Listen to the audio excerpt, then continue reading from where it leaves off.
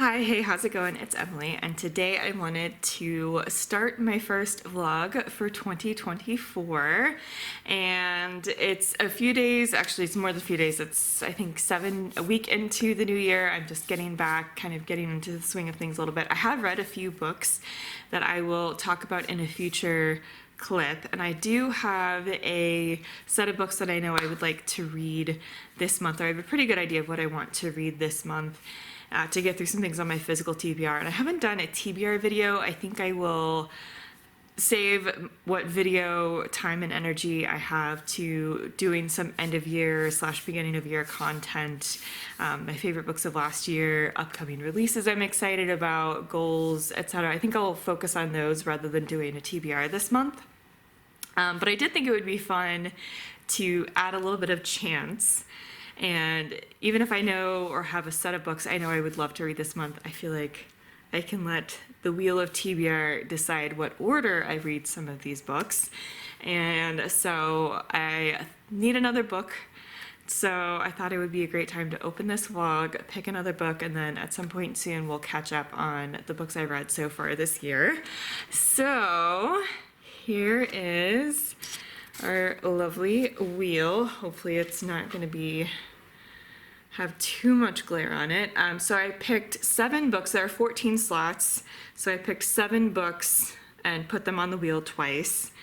And I'm not necessarily going to go into detail about all of them, but I did pick Library of Unbroken Worlds, Sunlit Man, the 4th Brandon Sanderson project, Scarlet Alchemist, Fall of Wrath and Ruin, Persephone Station, The Bookwoman's Daughter, and The Bookseller of Inverness. And so we'll just let the wheel decide. So let's go ahead and give her a spin. It's kind of stiff, so I'm not sure how well the spin will actually go, but we'll give it a best try. And I need to be kind of aggressive with it, but we'll see.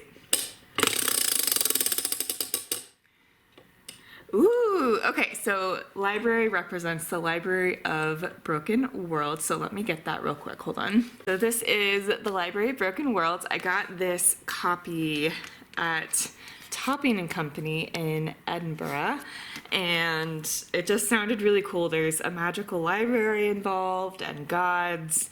I'm not really sure or remember the synopsis beyond that, but it did sound very intriguing to me when I was in Topping and Company, and I just decided on a whim to pick it up. And so, yeah, that'll be my next read. I will check in once I have a better sense of the plot and what's going on, and check in and then also talk about the books that I've read so far this year. So I'll check in soon. So it is a couple of days later. Hi, hello, taking a quick break from work, and so I wanted to give an update. So first I promised to talk about the books I've read so far this year before this vlog opened. So on New Year's, I started on the 31st and then finished on New Year's. I did read The Second Chance Year. This was something I got through Book of the Month and just seemed to be perfect for right at New Year's. Our main character goes to a party, and a New Year's party, and talks to someone who promises that they can have her redo some things from the past year, or like grant her wishes about changing some things in the past. And if she doesn't think much of it or think that it can actually happen, it's some kind of fortune teller or something at this party. And, of course she doesn't expect anything, but then wakes up a year earlier on January 1st, and she's trying to redo certain things that have happened in the past year. The past year has just gone really poorly for her. She lost her job, a relationship ended. There's a lot that she regrets or wants to change.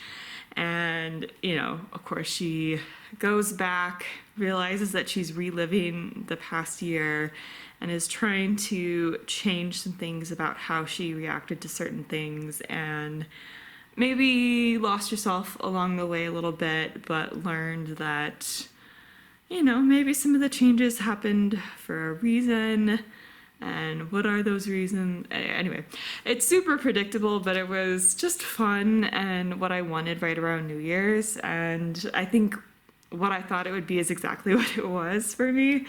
I had a good time with it. I thought it was fun. I also picked up Fellheart Huntsman. This is the second book after Foul Lady Fortune that follows Rosalind from this world Chloe Gong has created, and I enjoyed this one. This whole series I think is just super fun and engaging and just really fun to follow. Rosalind and her story, I think in particular, is just super fun, and you're following a few sets of characters and how they interact and how their goals and what they need to accomplish intersect. And it feels only a little bit different than the first series. It follows the events of the first series, like some handful of years or a decade later. Is it a decade? It might not be a full decade, but at least a handful of years later.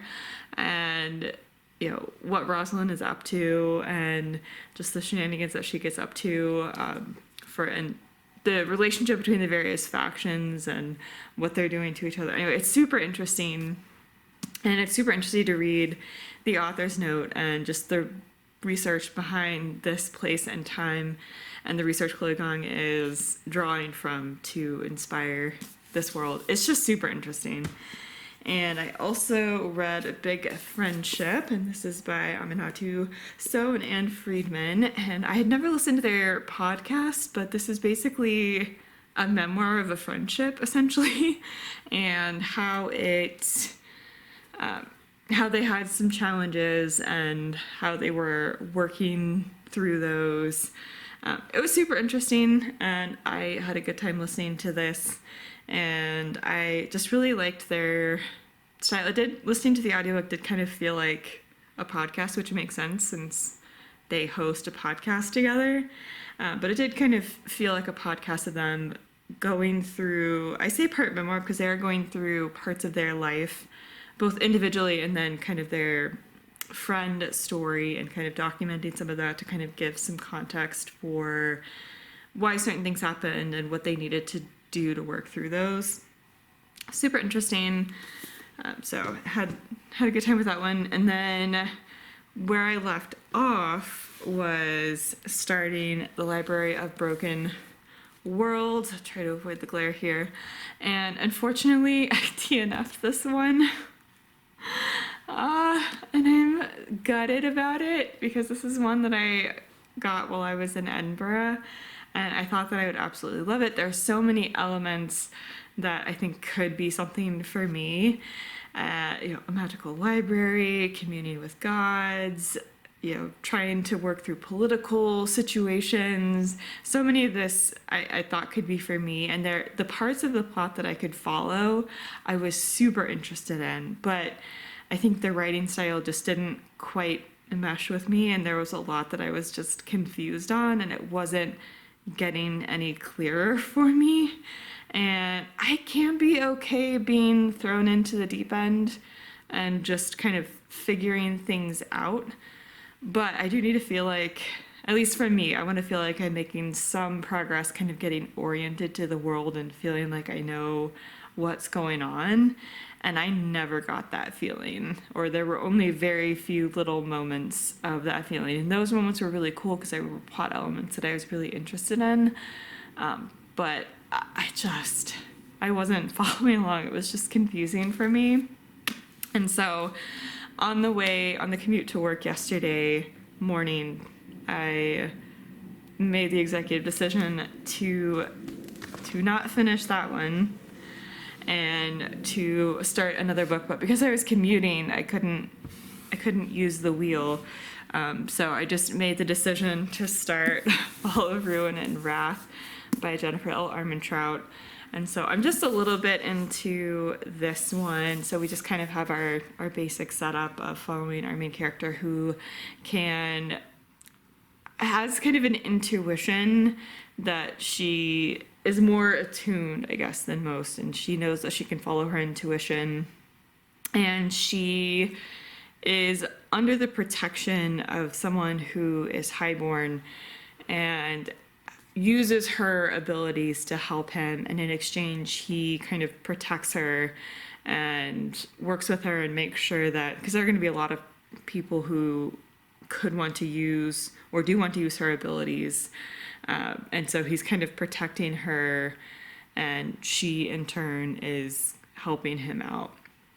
And so they kind of have this arrangement, and she at one point has an intuition about a situation that she comes across and ends up helping rescue a different highborn person who she had met at some point before and had gotten kind of an intuition that she would meet him again, and meets him again in this situation and kind of helps protect him, or say rescue him from a certain situation. And they start to get to know each other from there. So that's really all that's happened so far. I'm having a fun time with it. I don't really have too many other thoughts so far. It's just, again, the initial major setup. So we'll see what happens from there. But I'm at least having a good time. I'm intrigued. I'm having fun. So I had to make the executive decision to just switch books yesterday on the way back from work, commuting back. So, and tomorrow will be another commute day, so I should be able to listen to some more of this tonight and then while commuting tomorrow as well. So hopefully I'll make some good progress over the next couple of days. But I meant to use the wheel to pick all of my books for this vlog, but it is what it is. Anyway, I'll check in soon. Okay, so last time I checked in, last time we chatted, I was talking about Fall of Wrath and Ruin, or Ruin and Wrath, and I had just started this one, was a little bit into it. I have since finished, so I wanted to give my final thoughts, which don't amount to too much. I had fun with this one. And again, we're following Callista as she has this agreement with a Baron to use her intuition and give him information from that in exchange for just protection. Like he just kind of looks after her, makes sure that she isn't mistreated. She has a roof over her head, food to eat, which is more than what she had before. And she also has protection for a friend of hers who had looked out for each other when they were on the streets as kids. And so she also has protection for him.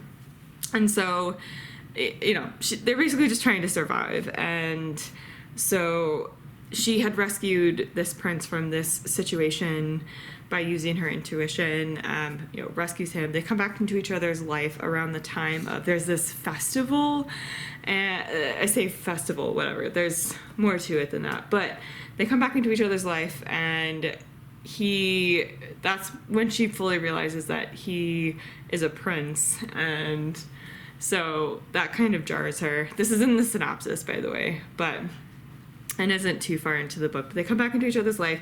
The prince wants her to essentially be a companion of hers while he's there, and so there's that going on. The thing that she rescued him from at the beginning of the book, or towards the beginning, is part of a larger, I guess, political plot that's going on that they're trying to figure out. So it was just fun. I mean, was most of the plot just excuses for them to get together for spicy scenes? Yes. Did I have a fun time? Also, yes. So there's really not much to say about this one. This wasn't one that I wanted to just analyze too deeply. I was just looking for a good time, and that's what I had from it. So I think I will, either I've already put this clip in, or I will put this clip in, or maybe I'll overlay it while I'm chatting through it here. But after I finish that, I wanted to pick another book, but when I wanted to pick another book, Matt was doing some work nearby, and I just didn't want to bother him, so I didn't want to do a full speaking clip, but I did want to use the wheel to roll for my next, or spin for my next read. And so I did literally just turn on the camera and spin the wheel, and just to see what would happen. So I got The Scarlet Alchemist by Kylie Lee Baker. I have read the first book in her duology that she has published. I think the first book was her debut book. I had a really fun time with that one. I haven't actually finished that duology, but I would really like to. And I was very excited about this one. This one sounded really cool, and I was very excited when I realized it would be a fairy loot book. And I'm actually a good chunk into this one, but I'm enjoying it so much. So we're following our main character, who is she's an orphan. Her mother has passed away. Her dad left at some point, and she's being raised by her aunt and uncle with her cousins. She has some alchemical abilities, some abilities that she can use with stones, and she helps run, her aunt and uncle run a shop where they sell things that people put in, like when they bury their dead, they put these with them to kind of help bring those things with them to the afterlife. And so her aunt and uncle run a shop. She helps run this shop with them, but she also has kind of a side hustle where she uses her uses her alchemical abilities to bring people back to life, and has people pay her to do that. And so, we open with her having a customer come by, using her alchemy to bring someone back to life, or kind of getting situated with her family situation. And her family's not in great financial shape, so what she wants to do is be a royal alchemist and, go to the capital, be a royal alchemist, and then send money back to her family so that they don't need to worry about food or shelter. And so she goes through these series of tests, and it's only recently that women were allowed to actually take part in these tests and try to become a royal alchemist. But she still faces a lot of hurdles. This is historical, by the way. So historical fantasy. And so she goes through these tests, goes through some struggles as she's going through these tests, and is trying to be a royal alchemist. And so that's kind of the setup here. And then she encounters the prince and doesn't realize that's who it is at first, but has encountered the prince, and ultimately through trying to go through these tests, gets further involved in some political goings on that the prince is worried about, and she's trying to help him through some stuff. Politics, super interesting. I love the writing. I love the characters. I've just been super intrigued the whole time about just what she's up to, reading about this alchemy, just seeing her go through these tests, and anyway, I've been having a grand time. Characters, very interesting. Plot, super interesting. Again, I think the writing's really great. So I'm having a grand time with this one.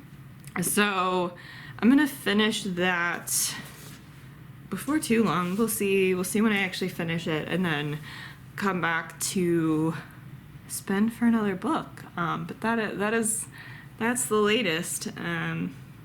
And yeah, we'll see when I next check in, but I'll check in soon.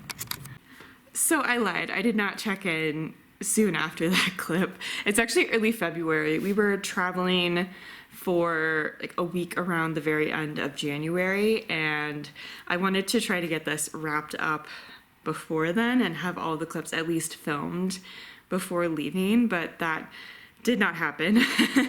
But I wanted to get everything filmed and then just, have that week of travel. I wasn't planning to vlog or have anything to do with filming or talking about books during that trip. I just wanted to get everything filmed before then and then kind of start fresh in February. But, is what it is. We're back from that travel and have taken a bit to just kind of get our life back together. So I did finish The Scarlet Alchemist and absolutely adore this one. This is probably my favorite thing I actually read in January. I was just so immersed in this world. I was having so much fun. I'm so intrigued to see where this goes. And yeah, I was just having a grand time. I was having a great time with this one. And I did get a chance to spin again. I just, once again, didn't have a chance to film a full clip around that. I just had time to just spend for my next read and then hope that I could film another clip later, but that never happened. So I'll overlay that clip again, and you can kind of see what the final, and I knew this would probably be the final spin just based on how much time I had left, but I did spin and get The Sunlit Man by Brandon Sanderson, and I have now finished all of the special projects for the past year that he's been releasing kind of these secret projects. And so this was the last one I needed to read. I had fun with this one. This one's a bit more action-based than most of his are, and it is also definitely the most heavily Cosmere, or full of Cosmere references. And I haven't read Stormlight. I'm working to fix that this year, but I haven't read Stormlight. So I feel like I will need to do a reread of this once I have read Stormlight, because I feel like I'll appreciate that a lot more the second time around. Like, it was fun. It wasn't my favorite one. I think Trust is still actually probably my favorite one, followed by Yumi. How does this one compare to Wizard's Handbook? I'm not sure if I would put this one above Wizard's Handbook or not. I think I probably would. I did have fun with this one, just the world and following our main character and just seeing what was going on. This one follows our character who's trying to escape from the situation that he's in at the very beginning. He's being held, and it's a world where the sun, basically, if you're out in the sun, it's not good. And he's with some other people kind of being held, and the sun is about to start rising. And so he, trying to get out of that situation, and he ultimately needs to decide whether he wants to kind of help with a bunch of things that are going on the place where he's trying to escape from, and try to help the people that he that were with him and that he kind of comes across in the process of trying to escape. He needs to decide to what extent and whether he can help them or should help them, and kind of goes through a bunch trying to help them figure out some things that are going on and how they can get around those situations and continue to live. And it was fun. I think I probably would put that as my third favorite, and Wizards maybe as my least favorite, but I still had fun with all of them. So that's not saying I didn't enjoy that one. I think I'll just appreciate it more once I've read some of Stormlight Archives. Anyway, so that was the last spin that I did before we left for that trip. And so, yeah, that's going to be the end of this vlog. I didn't get much read during the trip, and there wasn't anything particularly noteworthy. So I'm just going to start fresh in February and go from there. I've got some vlogs planned. I haven't been able to film as much as I wanted to in general recently, coming back from the holidays and then this trip. So I'm hoping that things will kind of steady a bit more in February. We don't have any travel planned, so I'm hoping that that'll help me stay on top of things. And I haven't even filmed my anticipated releases for the first 6 months of the year or my favorites from last year. So I do hope to post those at some point in February and just have them be a little bit late. But anyway, this will probably go up before them since this is at least now wrapped up. But just so you know, those are eventually coming. It's just been a little crazy. But thank you so much for joining me. I hope it was a fun way to choose my TBR. I feel like if this was fun, let me know, and I can do some more vlogs like this where I just put a bunch of ones that I am excited for or feel like I could want to read next on the wheel, and then just spend to see what the wheel decides. So let me know. And yeah, thanks again for joining, and subscribe for more bookish content. And I'll also leave my Instagram link down below, as well as more information about how you can support the Black Lives Matter movement. And I will see you in the next one. Bye, everyone.